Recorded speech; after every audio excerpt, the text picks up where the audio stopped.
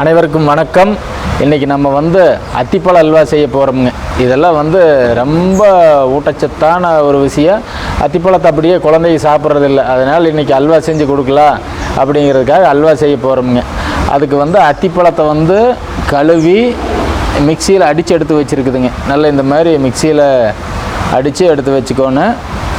நம்ம சுத்தமான மாட்டு நெய் வீட்லேயே பண்ணினது எடுத்து வச்சுருக்குது.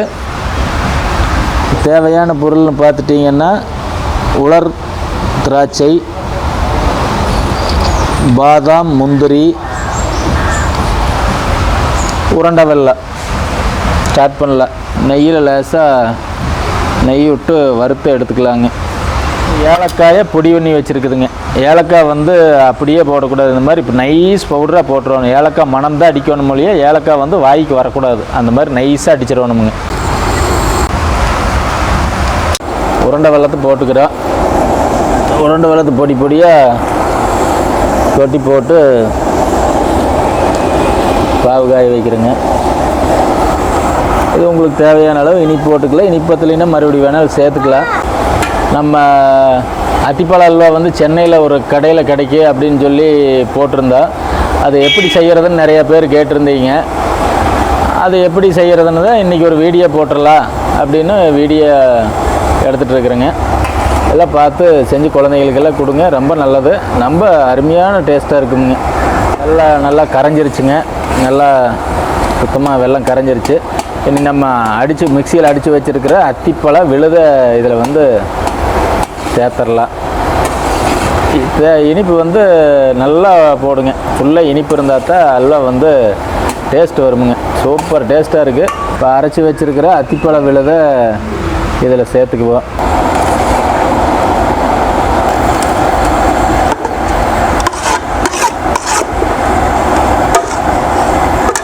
அடா இப்போவே அத்திப்பழ வாசம் தூக்குதுங்க. ஒரு ரெக்கார்டு வந்தோடனே இதுலேயே அத்திப்பழ அல்வாவே நான் 4-5 டைப்பில் செய்வேன். இது டைப் 1ன்னு வச்சுக்கோங்க. எதுவும் போடாமல் இன்னும் வெவ்வேறு இதெல்லாம் செய்வேனுங்க. அது வெவ்வேறு வீடியோவில் போடுறேன். இதுதான் பேசிக் ஃபஸ்ட்டு ஸ்டெப்பு. இப்போ அத்திப்பழம் வெள்ளத்தோடு சேர்ந்து நல்லா கொதிக்கணுங்க. வெள்ளைப்பாகோடு சேர்ந்து நல்லா கொதிக்கும்போது உங்களுக்கு நல்லா அத்திப்பழம் வெந்துருச்சுன்னா கெடாதுங்க. ஒரு வாரம் 10 நாள் தாக்கு பிடிக்குங்க. அருமையாக இருக்குங்க. இந்த பழமெல்லாம் அப்படியே உள்ளே கிடக்குது. இது நல்லா வெள்ளைப்பாகில் வெந்ததுன்னு வைங்க, குலோப் ஜாமுன் மாதிரி ஆயிருங்க. சூப்பராக இருக்குது. நீங்கள் அப்படி கூட அது ஒரு ஃபார்முலா இருக்குது. இதுலேயே குலோப் ஜாமுன் மாதிரி நான் பண்ணி அப்பப்போ சாப்பிடுவேன். அது வேறு ஒரு வீடியோவில் போடுறேங்க. கொதிக்குது. இதுக்கு எப்பவுமே பாத்திரம் பெருசாக இருக்கணும். பாதி அளவு இருக்கணுங்க. ஏன்னா கொதிக்கும்போது தெரிக்குமுங்க.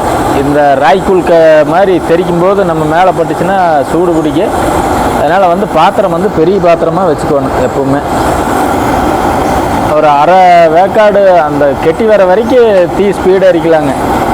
அப்புறம் தீயை ஸ்லோ பண்ணிடணும். அந்த கொஞ்சம் கெட்டியாக தொடங்குச்சுனாவே ஸ்லோ பண்ணிடணுங்க.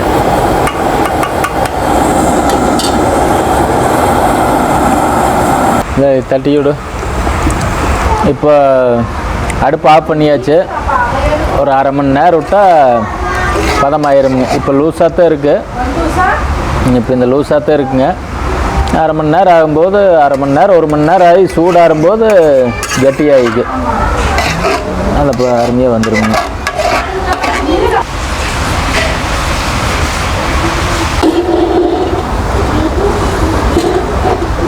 பாருங்கள், அல்வா அருமையான பதத்தில் வந்திருக்குது. இதை விட வேணாலும் நீங்கள் கெட்டியான இன்னும் கொஞ்சம் நேரம் கிண்டுனீங்கன்னா கெட்டித்தன்மையாகிக்கு.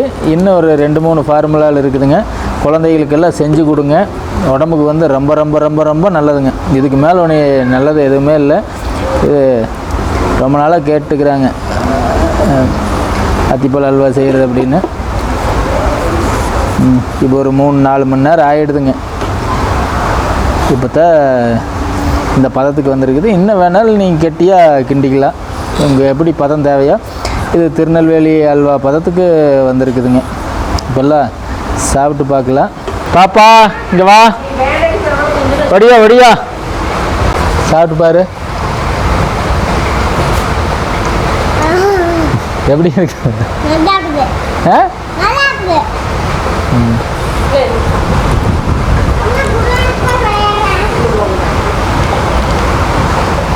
டேஸ்ட் அருமையாக இருக்குதுங்க. நீங்கள் செஞ்சு பாருங்க. நம்ம உணவுக்காட்டு யூடியூப் சேனலில் தொடர்ச்சியாக நலம் தரும் உணவுகள் அப்படின்னு நம்ம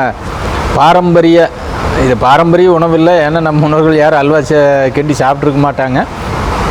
இருந்தாலும் நம்ம பாரம்பரிய ரகங்களை வச்சு எப்படி சமைச்சு சாப்பிட முடியும் அப்படிங்கிறத எங்களுக்கு தெரிஞ்சவங்களுக்கு தெரிஞ்சதையெல்லாம் வீடியோ எடுத்து தொடர்ச்சியாக போடுறோம்.